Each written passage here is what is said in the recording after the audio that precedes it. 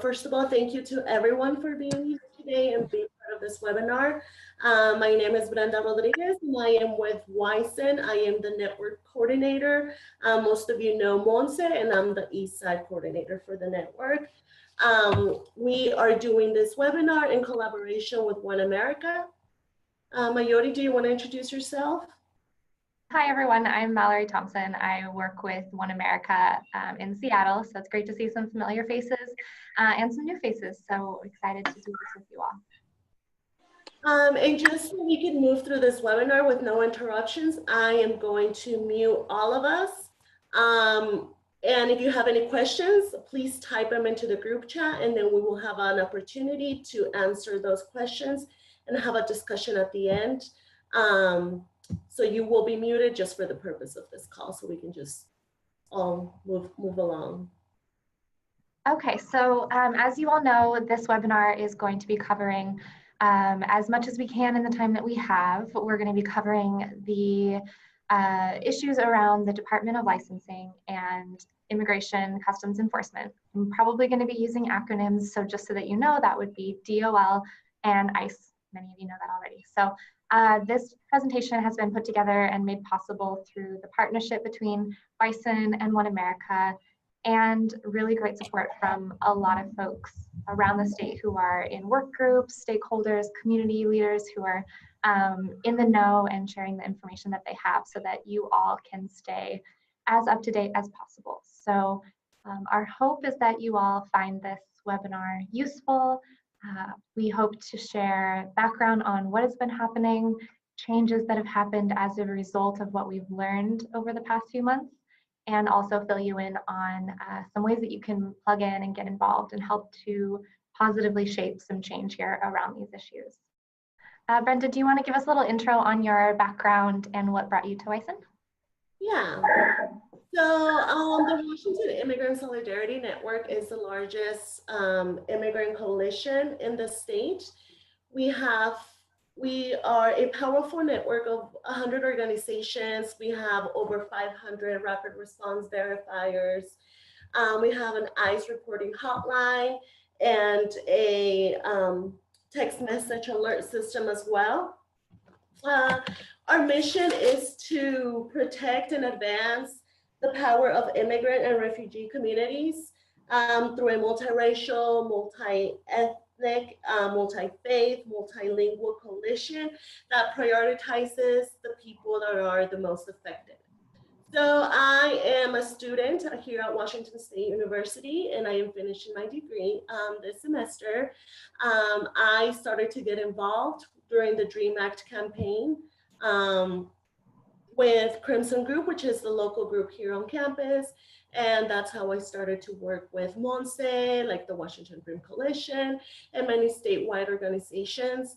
I am an undocumented immigrant. I came to this country when I was 9 years old with my family, and ever since we have lived in Mesa, Washington, which is on the east side of the state. So when WISEN had the opportunity for a coordinator to join the network, I immediately jumped on the opportunity because I really wanted to continue to work with my community. And I think this is a critical time for all of us to come together and to work collectively and move in a cohesive direction. So that's a little bit about me. And we are, like I mentioned earlier, doing this webinar in collaboration with OneAmerica. Great, thank you. And just a little bit about kind of where I'm coming from into the space. I work here at OneAmerica, like I mentioned. I work within the Washington New Americans program. So that is a program within OneAmerica that helps folks apply for citizenship. And the larger OneAmerica organization works a lot around the state on immigrant and refugee advocacy, and we are involved with things from economic justice, education, a lot of organizing in places like Vancouver and Yakima, Skagit Valley. So we sort of try to just push forward work that's going to help immigrant and refugee communities around the state, and I sort of plug in at the citizenship level of that work. So let's go ahead and dive into all of this material so we can get through as much as possible. So what I want to cover first with you all is just the background on what has happened, what happened before we learned about this huge issue and opened this whole can of worms. So we're just going to go over some background and fill you in as much as we can on what has already happened here. So how this all came to be was just a little context is that there is a special law in Washington where the Department of Licensing and Public Utilities Districts, or PUDs, can allow ICE or others to have access to their information. There are laws that allow certain agencies in the state to grant access to information for entities like ICE, for immigration authorities.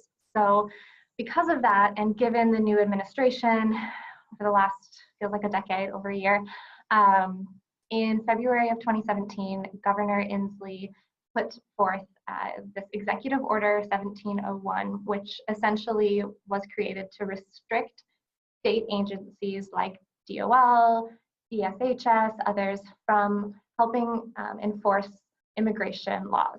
So that would be proactively cooperating with federal immigration authorities in their efforts to detain folks, put people in removal proceedings, anything like that.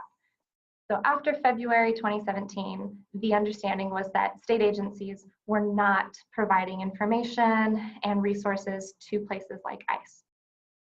However, in January of this year, we learned through some reporting from the Seattle Times primarily that DOL was one agency that was in fact sharing information proactively with ICE. And so this meant that personal information that the DOL, the Department of Licensing, has collected from folks through driver's license and ID applications, that personal information was being handed over to officials like ICE, DHS, CBP, or other entities that could have been included in that. When this all came out, the understanding on the part of DOL was that they understood they were federally mandated to hand over this information when ICE asks for it. So that was not actually legally the case. The DOL and other state agencies are welcome to participate with ICE and to cooperate and give information, but they are not required to. So that was a misunderstanding, to put it in the best light possible. So that sort of opened up the door for the governor, for everyone in Washington to really wonder if DOL is an agency that we thought was adhering to this order, and they're not, what other agencies might be doing things that they shouldn't be, and in what other ways could this information be shared that we haven't yet known about. So I guess to describe this in a few different ways, and I'm going to use ICE and DOL as the key agencies involved here, but just know that it's not limited to DOL and ICE, unfortunately. There are other agencies like DSHS who could be sharing information, but we're going to focus on DOL and ICE here for our purposes because those seem to be the biggest offenders here. So ICE does have access to personal information that is stored by the Department of Licensing. It's two ways they have or had access to the information. One is what you could think of as proactive information sharing. So that is when ICE reaches out to DOL and says, we want information on this person. And DOL gives that information over. That's more proactive because the DOL has to actively grant that information and give it to them. The other way that we learned, and this is really, really troubling, is that ICE also had passive access, which is more that they had contracts with places like DOL to get access to databases where the DOL stores their information. So this means that the DOL had, ICE had a contract with DOL where at any point, 24 hours a day, they can go into a certain database, let's say, and if they know your license plate number, ICE can look you up in the database and find out your home address, your first and last name. Maybe they saw you driving by in the street and they thought, you know, racial profiling, I'm gonna look this person up. They get all your information and they can come find you based on what DOL has shared with them. It is incredibly, incredibly troubling, and we have heard instances where this seems to be happening. So those are sort of the two tiers of information that ICE has had access to.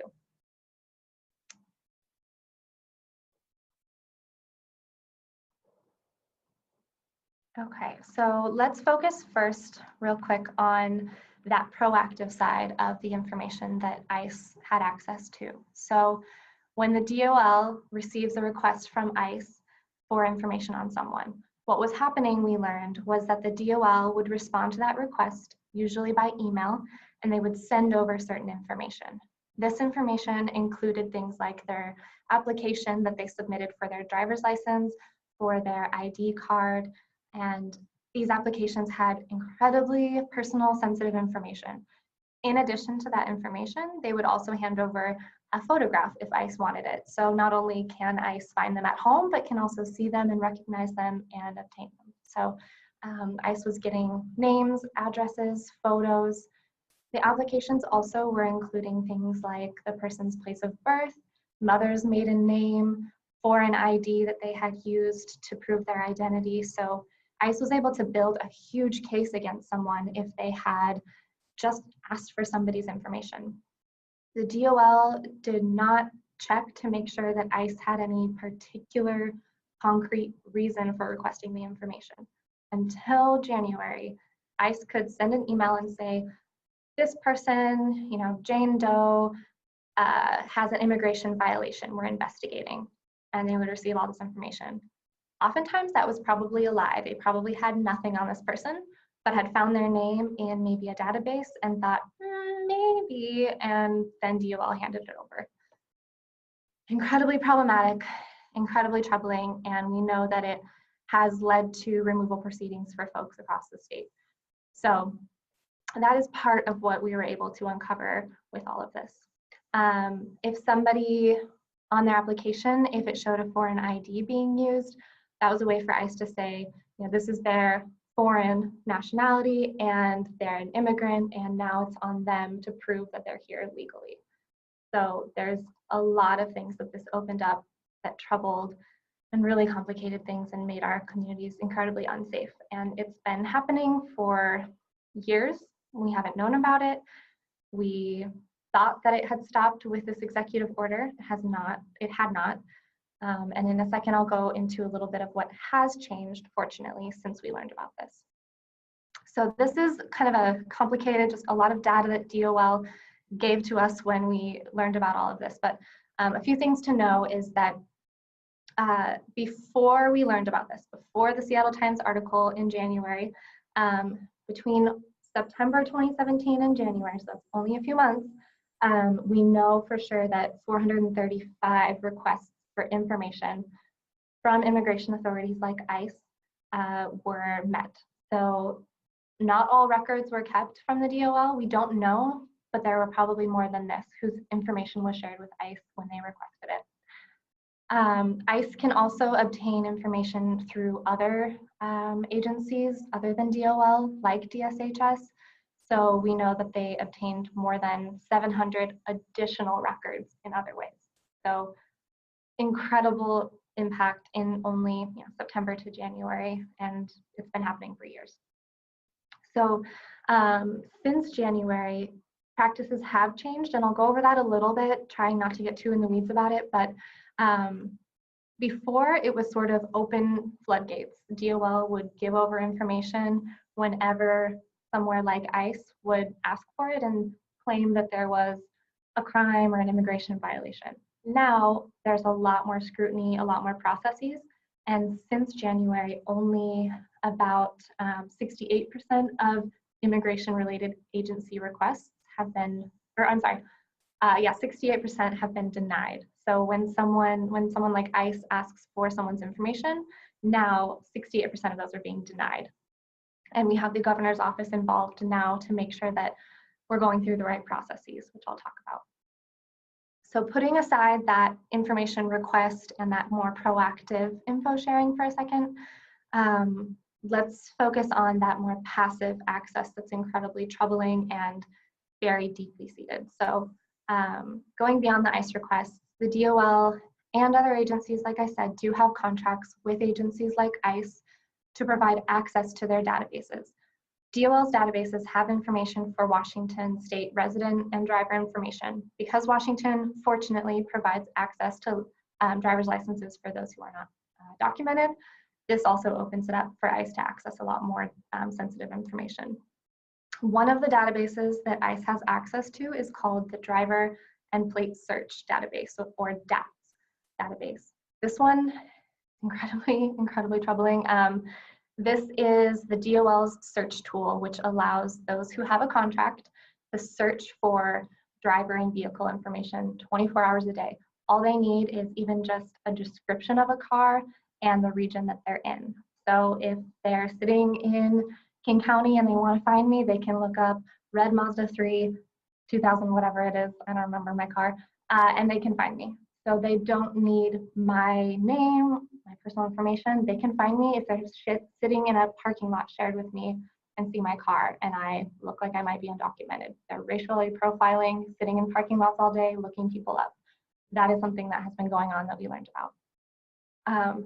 This DAPS application is available to law enforcement and other agencies for the purpose, so the intent is that they can access this in emergencies when there's something that they need to investigate and they can't go through that process of requesting information from the DOL. So the purpose is for investigating crimes, missing persons, things like that.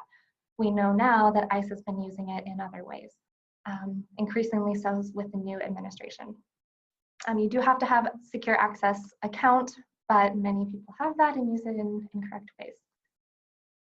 So another one of the databases that ICE has access to is called NLETS, and that one is something that many agencies do have access to, not only ICE, but DHS, CBP, so that's Department of Homeland Security, and Customs and Border Patrol. They have access to this database. Fortunately, I suppose, this database does require you to have more information about someone when you look them up. So you at least have to know, let's say, their full name. It's also more limiting on the information that you can get by looking someone up. So you might not be able to find their exact address, but you could look up other things about them. So this contract, also problematic, but a little less troubling than the DAPS access, which I had just described. Thank you. So I just want to talk about, now that we focused on this negative and just the terrible situation we realized and what was happening, I want to talk about what has happened since we learned about all of this and let you all know a little bit of what also will be happening soon. Okay, so a few of the actions on the part of DOL. First, I should just say that DOL has taken a lot of positive steps, which is great. Part of the reason that they have been doing so much is because of pressure that we put on them. We being community members, leaders, many of you all have been involved. I'm not sure whether they would be doing what they're doing if not for the public pressure. So let's preface it with that. The DOL is rolling out a series of changes to their practices and their policies. A few that are of note are that they are no longer sharing information through these requests. So that proactive sharing. They're no longer doing that unless the agency, ICE for example, has a warrant, a court order that is signed by a federal judge. They also have removed from that application that you saw on the screen before, they've removed from the driver's license application the place of birth question. It was never something that was necessary for DOL to be asking in the first place. It was just that oversight of not realizing what the danger was, and we didn't realize that it was being shared. So no more birthplace field on those applications. They're also now, when DOL does decide to share an application or information with someone like ICE, they're now redacting, so covering up, removing, blacking out more information than they used to. They are now updating, it's called their License Integrity Unit, LIU, and that is the entity at DOL that handles requests that they get from places like ICE. So they've really updated, they're going through a whole process of being very clear about not sharing information that is only about immigration. So if ICE requests information, it now goes through a whole different process where the person who gets the request at DOL looks at that, flags it as immigration related and not a crime, in other words, and that goes straight to the governor's office. The governor looks at that, his folks look at that, and they decide what to do with that request. So DOL no longer makes decisions about any requests that have to do with immigration. So that is one positive change in our eyes, because the governor's office has been incredibly supportive and cooperative, and we can trust that, I think, a little bit more than DOL at this point. And now the requests that DOL gets for information are kept for 2 years. Before, these requests, when ICE would email and say, hey, we need so-and-so's information, the DOL might send that information to them and then delete the email because they just considered it transitory, which is sort of just, oh, this person asked for this thing, I answered, no big deal, move on. Now they're saying, no, we're keeping that information for 2 years. We need record, we need to know what's happening and who's being impacted.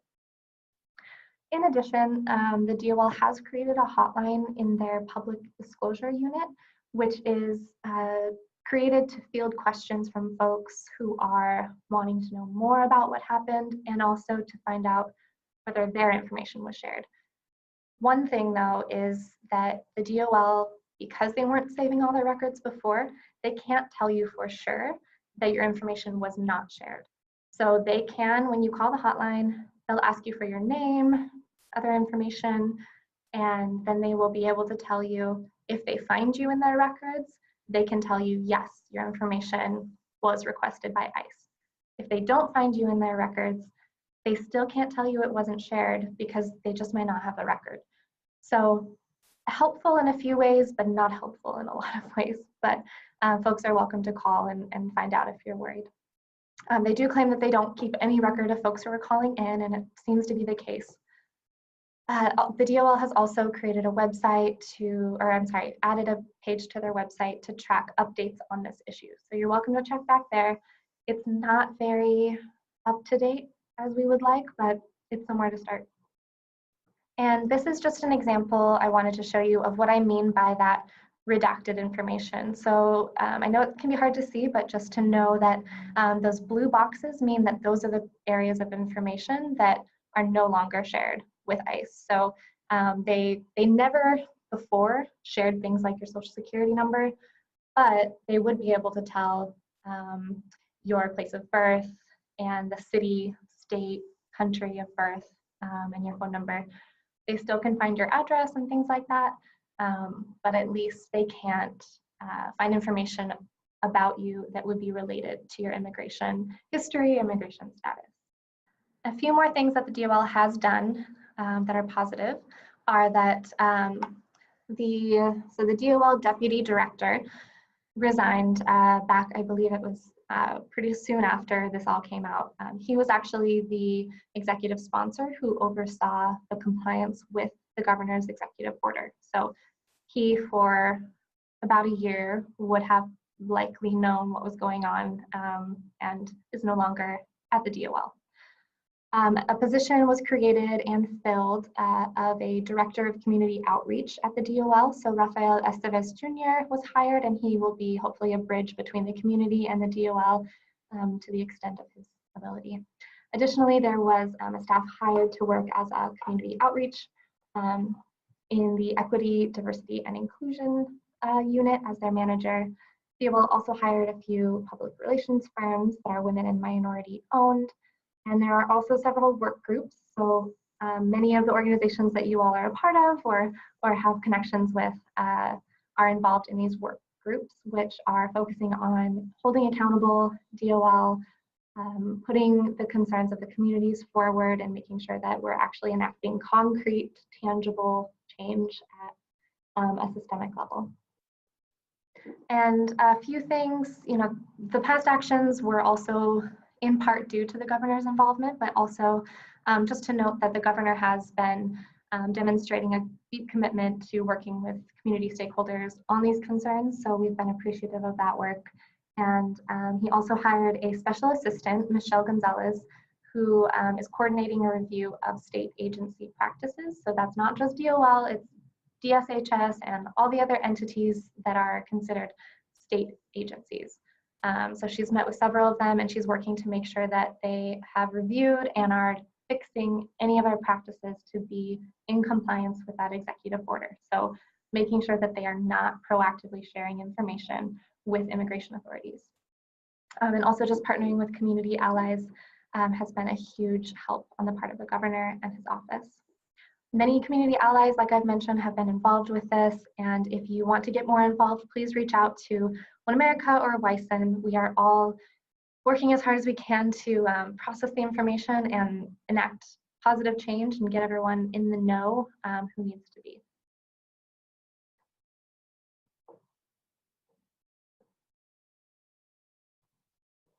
Okay, I'm going to talk real quick about just the community impact, just to highlight a few things to really make sure that you know and can take back to your communities, families, friends, just to really highlight this.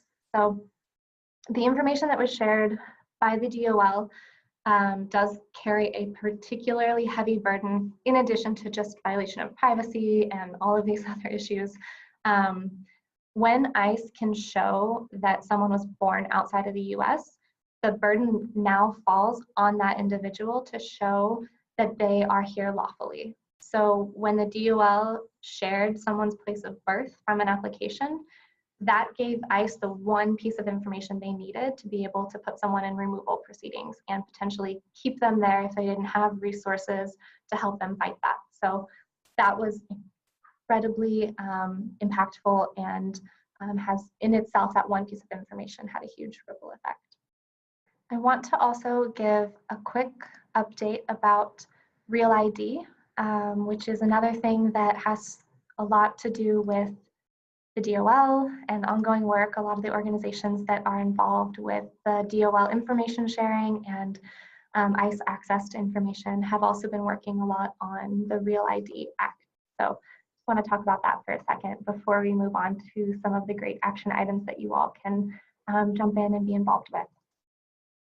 So for those who don't know, the Real ID Act is something from way back in 2005.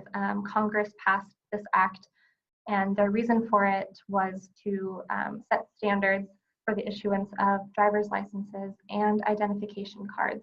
So it established across the board, across just at the federal level, it established minimum security standards for state issued IDs. So it meant that those states who needed to fall under that Real ID Act, their state issued ID cards were not going to be able to be used for federal purposes. Most commonly, that would be boarding airplanes and entering federal buildings.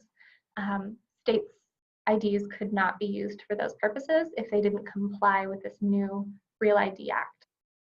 So Washington State is one of several who were able to get extensions on how long until they needed to be in compliance with this Real ID Act. So until this year, we've been able to put it off, and under the new administration, it's been really hard, and Washington was no longer granted an extension. So we now have to change our practices in Washington State to adjust to how we mark driver's licenses and ID cards. That's just regular driver's licenses and also commercial driver's licenses. So this, I guess, to put it as simply, it's very convoluted, but the Real ID Act basically means that if you are undocumented, you cannot use your state ID to board a plane or to enter a federal building. So this is something we fought really, really hard against. It has a huge negative impact on our communities, especially on undocumented folks. So we now have to deal with coming into compliance with this and marking our driver's licenses and our ID cards so that they can be used for federal purposes. So I'm going to go through it pretty quickly. You might have questions at the end, so I'm happy to return to this after I cover it a little bit more. So a few details. The Washington DOL will be in full compliance with this Real ID Act by fall of this year. So Washington will, starting in the fall, be subject to federal, will have to be working towards compliance. Starting in October of 2020, at the federal level, they will start enforcing the Real ID Act.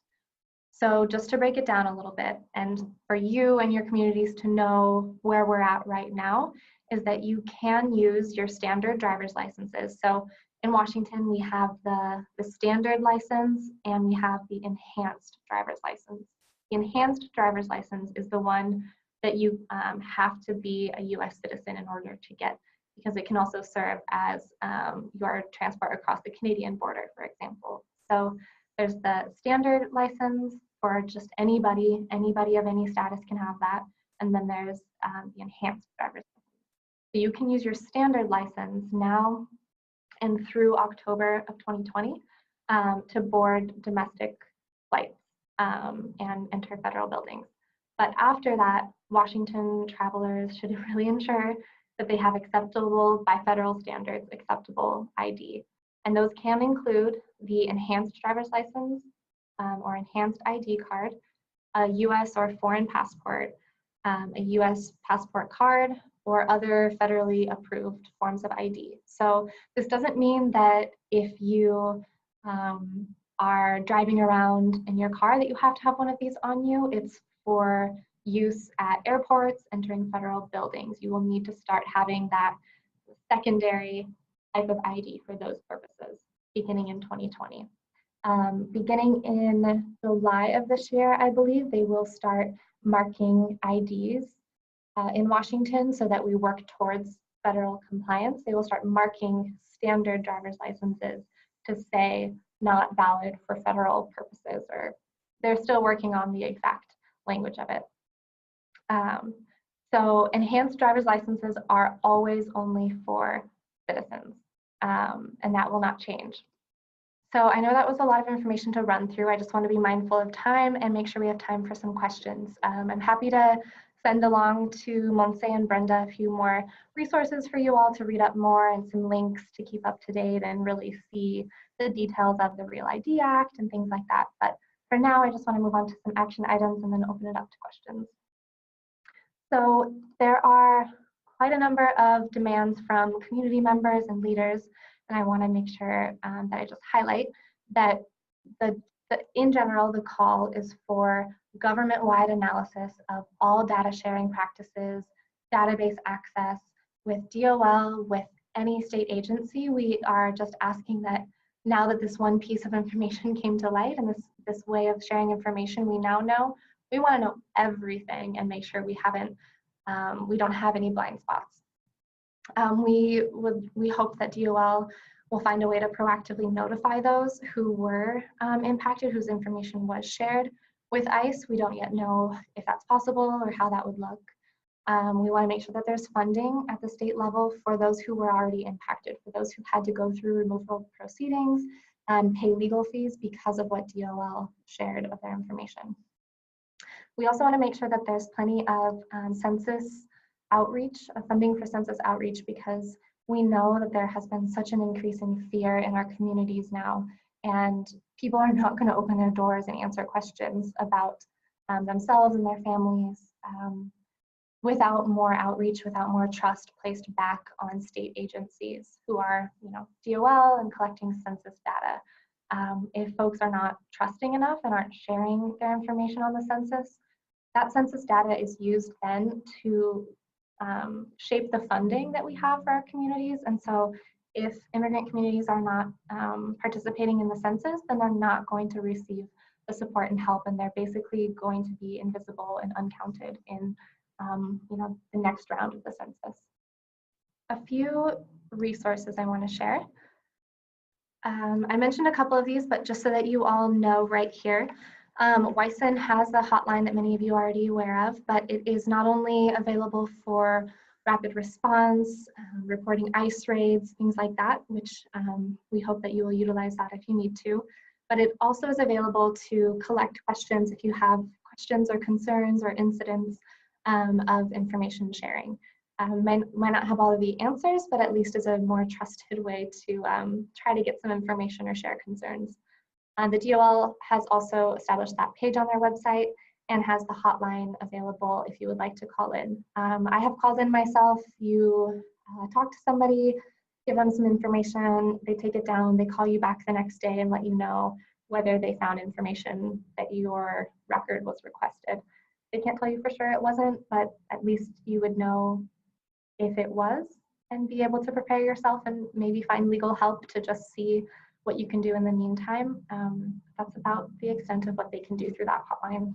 They could answer questions if you would like to reach out and ask more from them directly.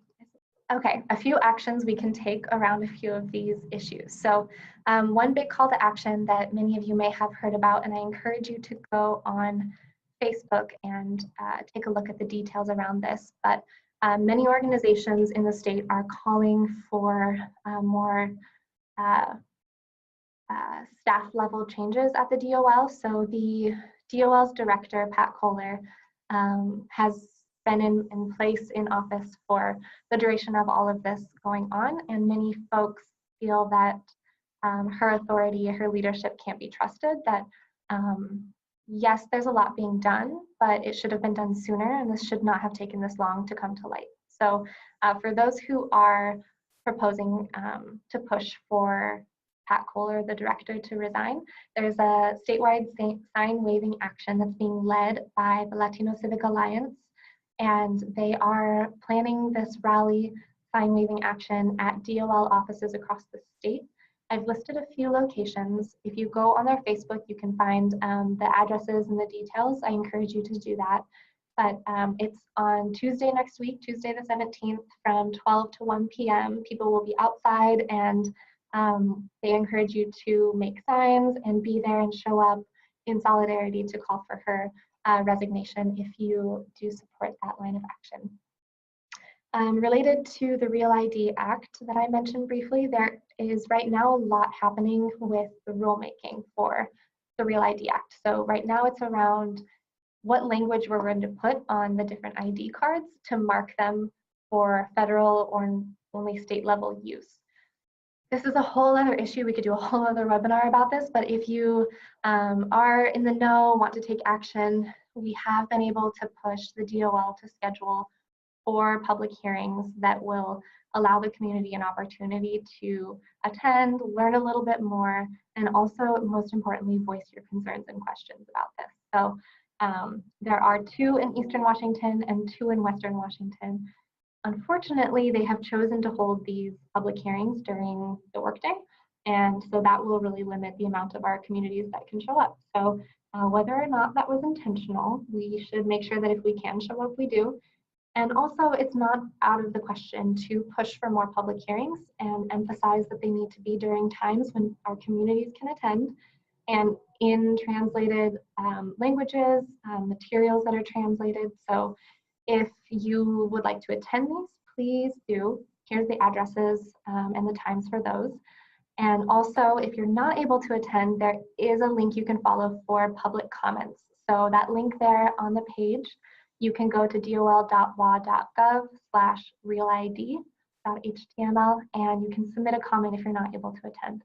One of these comments could be, I would love to see a public hearing in my city.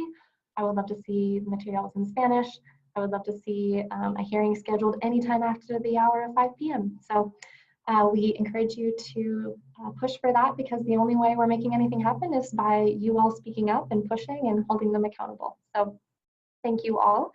I apologize that I spoke at length, but if we have questions, I would be happy to field questions, but also please see this contact information here. The folks on the screen are staff at different organizations that helped to put together this PowerPoint with me. We're huge support and also are very involved in the work. So I can take a few questions, and then I encourage you to reach out to this list. So I unmuted all of us. So if you are not speaking, can you mute yourself? That way we can get what everyone else is saying. And for those that have questions on the group chat, can you ask those questions right now? And then we can have a discussion and answer. So can I jump in and ask a quick question? My question had to do with the public hearings. So my understanding with other public hearings, like with the Department of Health, you can actually submit, you can submit written testimony and someone else can read it on your behalf. Is that necessarily the case with these hearings? And if so, could that be like a workaround for the problematic time? That is a really great idea. I actually am not familiar with whether they're doing that. I would hope so, because they do that at almost every other level.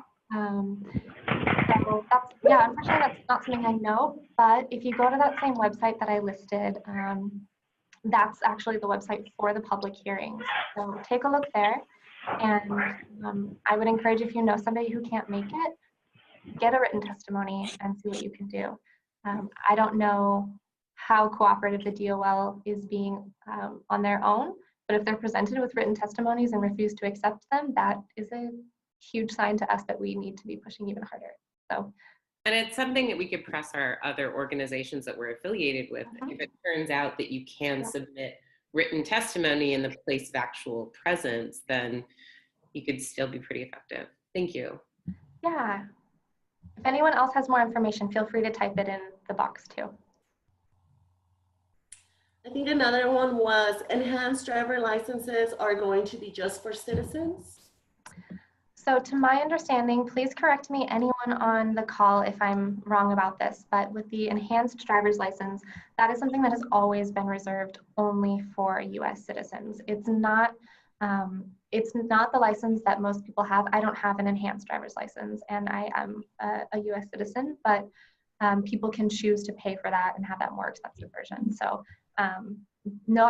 people won't be required to have the enhanced driver's license. It will be a way for people to, it'll sort of be, when the Real ID goes into full effect, you will have one of two licenses. You will have the enhanced driver's license if you are a US citizen and you want to be able to use that one license to board a plane, enter federal buildings. You don't want to have to use a passport, let's say.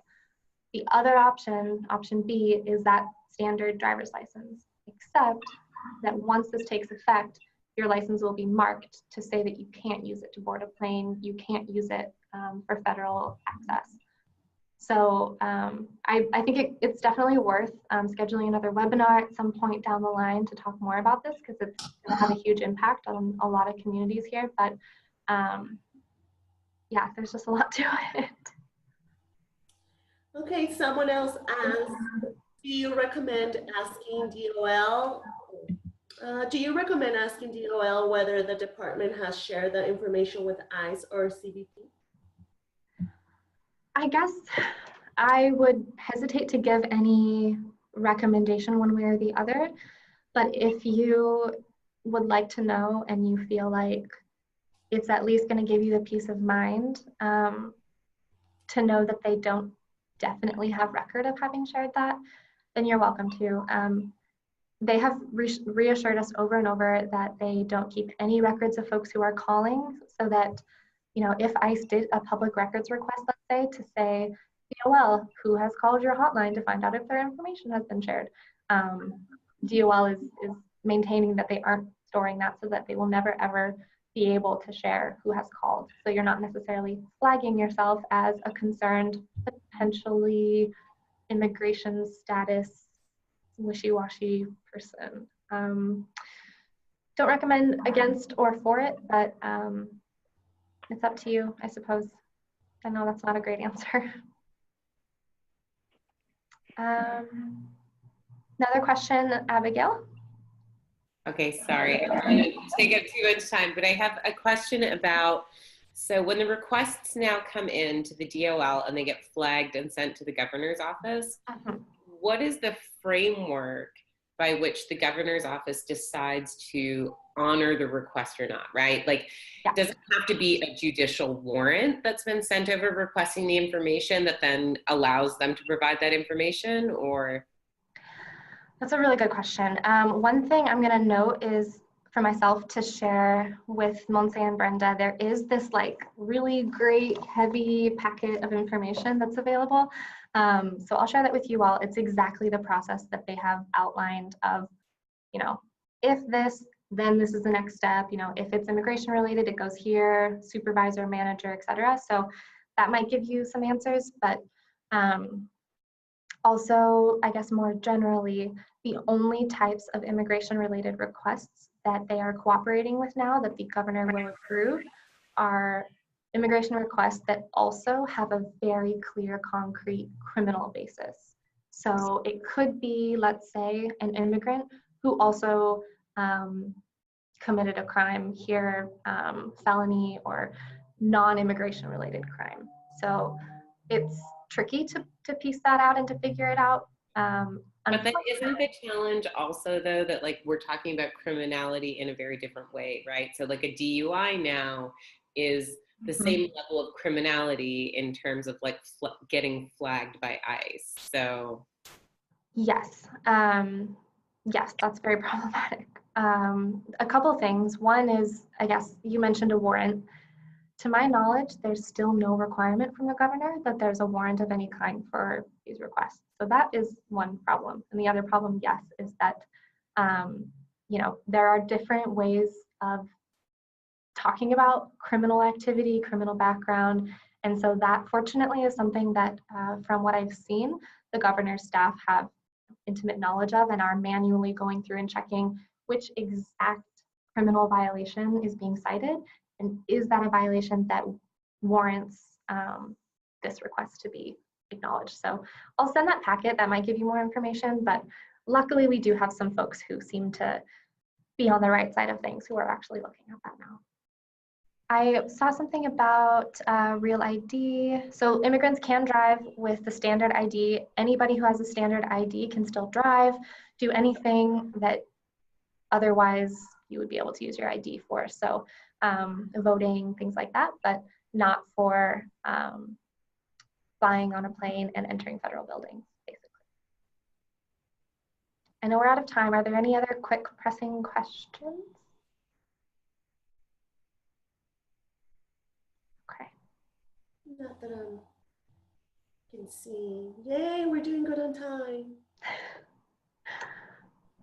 So these will be sent to all the people, well, to all the people that were present. So you will have this presentation. We're recording this, so you'll probably get the video. So you can share it with other folks, or you can make a presentation in your own groups.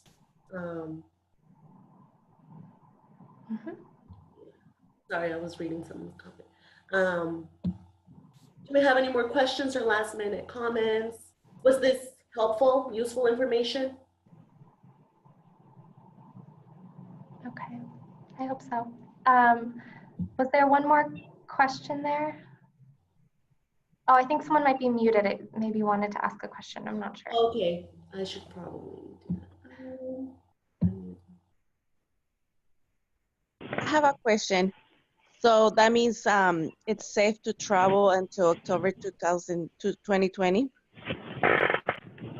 I would, yeah, well, in general, yes. I would just make sure that people keep an eye out and look. I'll send the links to get them very concrete information so you can look through it before doing any travel to make sure that you'll be fine.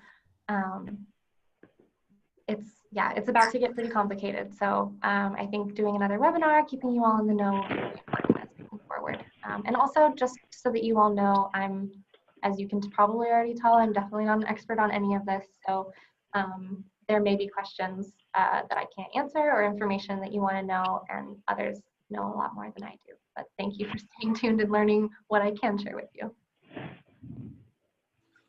Could this information be shared on the website or YouTube for the people that are attending? That's for you, Mayuri. As far as I know, yes, I'm happy to share the presentation and people can use widely. If it's worth, having myself or others who couldn't make it tonight present on it as well, I'm sure we would love to work with you all. My role within this is mostly to be that bridge between all the information that we're getting and all the work that's happening and getting it out to communities. So I'm happy to work with you all and post it however it's helpful. That would be very good. Thanks. Great. Yes. Thank you so much. Thank you, everyone. Thank you. Thank you, everyone. Have a wonderful night.